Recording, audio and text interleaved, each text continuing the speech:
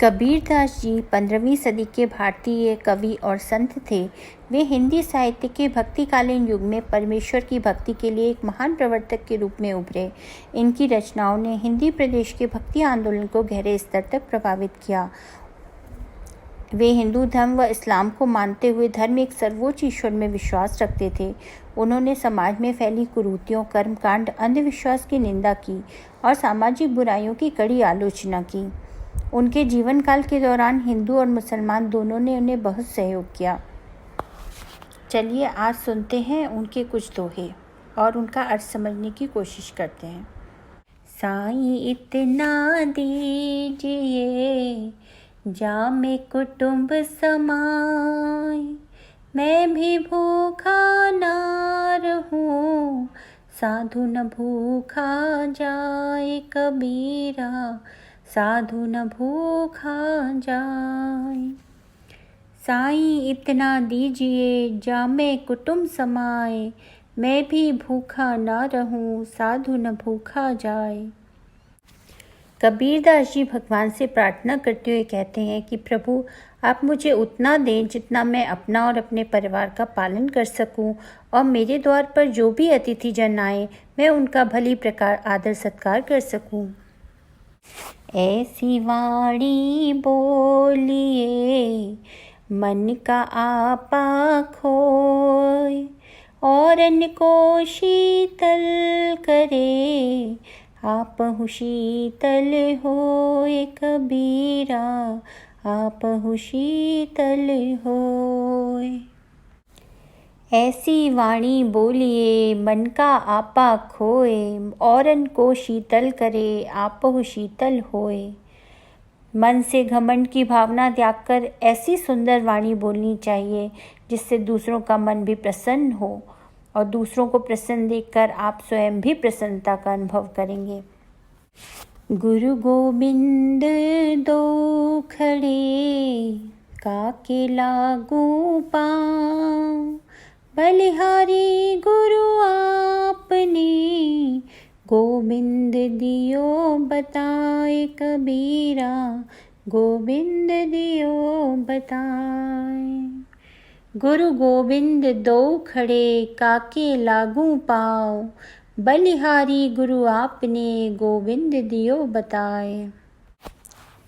कबीरदास जी कहते हैं कि यदि गुरु और ईश्वर एक साथ आपके सामने आ जाए तो किसे पहले प्रणाम करना चाहिए, गुरु को अथवा ईश्वर को। ऐसी स्थिति में गुरु के श्री चरणों में शीश झुकाना उत्तम है, क्योंकि उन्हीं की कृपा से हमें ईश्वर दर्शन का सौभाग्य प्राप्त होता है। क्योंकि गुरु की कृपा के बिना ईश्वर का साक्षात्कार असंभव है। काल करे सो आज कर, आज करे सो अब, पल में परलय होएगी, बहुरी करेगा कब। काल करे सो आज कर, आज करे सो अब, पल में परलय होएगी, बहुरी करेगा कब। कबीरदास जी इस दोहे में कहते हैं कि कभी भी कल पर कोई काम मत छोड़ो। जो कल करना है उसे आज कर लो, और जो आज करना है उसे अभी कर लो। किसी को पता नहीं कि अगले ही पल प्रलय आ जाए और जीवन का अंत हो जाए, फिर जो करना है वो कब करोगे। धीरे धीरे रे मना, धीरे सब कुछ होए, माली सींचे सौ घड़ा, ऋतु आए फल होए कबीरा, ऋतु आए फल होए। धीरे धीरे रे मना, धीरे सब कुछ होए, माली सींचे सौ घड़ा, ऋतु आए फल होए। कबीरदास जी कहते हैं कि अपने मन में धीरज रखना चाहिए। धैर्य रखने से सब कुछ प्राप्त हो जाएगा। माली पेड़ में भले ही 100 घड़ा पानी डाले, पर समय आने पर ही फल लगता है। बड़ा हुआ तो क्या हुआ, जैसे पेड़ खजूर, पंथी को छाया नहीं, फल लागे अति दूर कबीरा, फल लागे अति दूर। बड़ा हुआ तो क्या हुआ जैसे पेड़ खजूर, पंथी को छाया नहीं फल लागे अति दूर। कबीरदास जी कहते हैं कि मनुष्य जीवन का परम उद्देश्य परोपकार होना चाहिए। जिस प्रकार खजूर का पेड़ बड़ा होने से क्या हुआ, वह किसी पथिक को छाया प्रदान नहीं करता है और उसके फल भी बहुत दूर लगते हैं। इसलिए बड़ा बनने के बाद परोपकार की भावना होनी चाहिए और दूसरों का कल्याण करना चाहिए। मन के हारे हार है, मन के जीते जीत, कहे कबीर हरि पाइए, मन ही की परतीत कबीरा, मन ही की परतीत। मन के हारे हार है, मन के जीते जीत, कहे कबीर हरि पाइए, मन ही की परतीत। कबीरदास जी कहते हैं कि हार और जीत मन की दो भावनाएं मात्र हैं।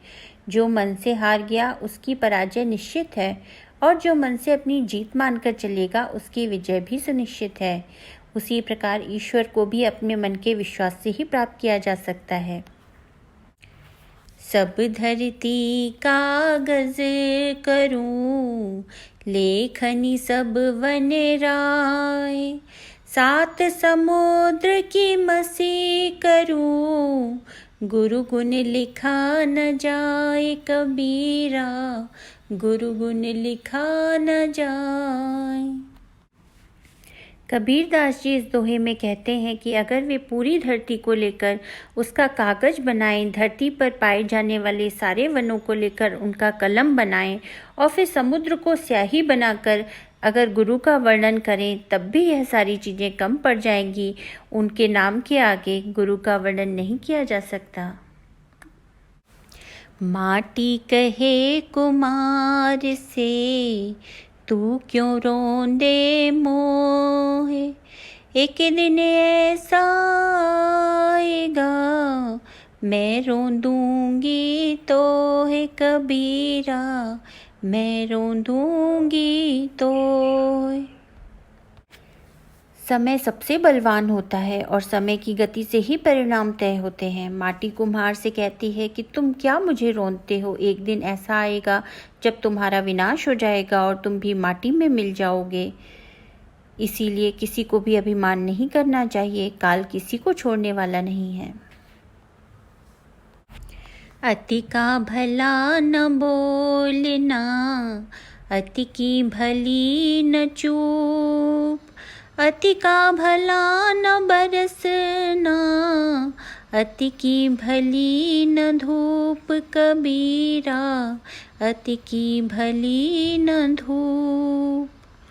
अति का भला न बोलना, अति की भली न चूप, अति का भला न बरसना, अति की भली न धूप। ना तो अधिक बोलना अच्छा है, न ही ज़रूरत से ज़्यादा चुप रहना ही अच्छा होता है। जहाँ बोलने की आवश्यकता है वहाँ बोलना चाहिए और जहाँ चुप रहने की ज़रूरत है वहाँ चुप रहना चाहिए। जैसे बहुत अधिक वर्षा भी अच्छी नहीं है और बहुत अधिक धूप भी अच्छी नहीं लगती। तो ये थे कबीर के कुछ दोहे जिन्हें सुनने भर से मन को शांति मिलती है। अगर आपको अच्छा लगा हो तो सब्सक्राइब ज़रूर करें।